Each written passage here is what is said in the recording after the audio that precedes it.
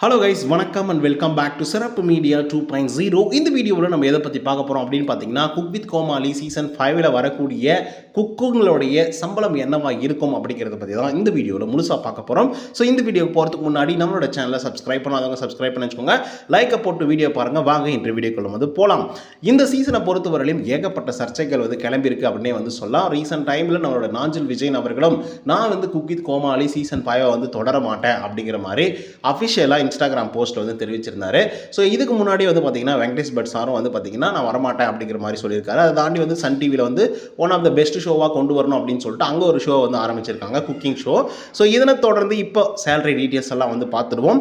முதல்ல வந்து பார்த்தீங்க அப்படின்னா நம்ம பிரியங்கா தேஷ்பாண்டே. ஸோ இவங்க வந்து பார்த்தீங்கன்னா சீனியர் ஆங்கர் அப்படின்னு வந்து சொல்லலாம். ஸோ இப்போ இவங்க வாங்கக்கூடிய சம்பளம், அதாவது ஒரு எபிசோடுக்கு வந்து வாங்கக்கூடிய சம்பளம் என்ன அப்படின்னு பார்த்தீங்கன்னா கிட்டத்தட்ட 18,000 ரூபாய் வந்து வாங்கிட்டு இருக்காங்களா பர் எபிசோடுக்கு மட்டும்.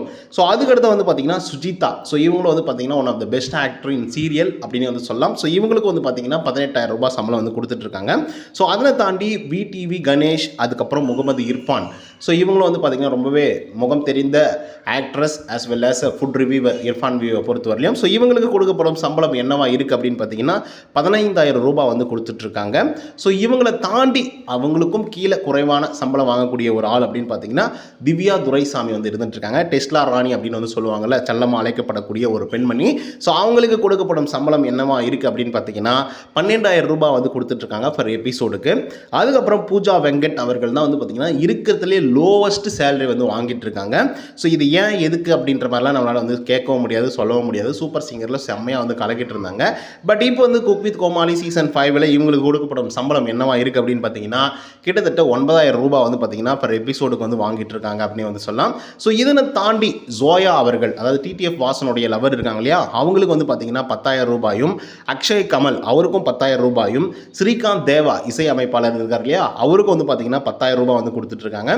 அதுக்கடுத்தா வசந்த் வஷி அவருக்கு வந்து பார்த்தீங்கன்னா 10,000 ரூபாய் வந்து கொடுத்துட்ருக்காங்க. இந்த 10 பேர் கொண்ட குழு தான் வந்து பார்த்தீங்கன்னா குக் வித் கோமாளி சீசன் 5ல் வந்து குக்காக வந்து இருந்துட்டுருக்காங்க. ஸோ அவங்களுடைய சேலரி டீட்டெயில்ஸ் தான் நீங்கள் வந்து பார்த்துட்ருக்கீங்க. ஸோ இந்த வீடியோ உங்களுக்கு வந்து பிடிச்சிருந்தா இதே மாதிரி கோமாளிகளுக்கு எவ்வளோ தூரம் சம்பளம் கொடுக்குறாங்க அப்படிங்கிறத நெக்ஸ்ட் வீடியோவில் வந்து அப்லோட் பண்ண போகிறோம். ஸோ இந்த வீடியோ உங்களுக்கு வந்து பிடிச்சிருந்தா லைக் அண்ட் சப்ஸ்கிரைப் பண்ண மறந்துடாதீங்க. இன்னொரு தகவல் செய்தீங்கன்னா until then bye from Uday. நன்றி, வணக்கம்.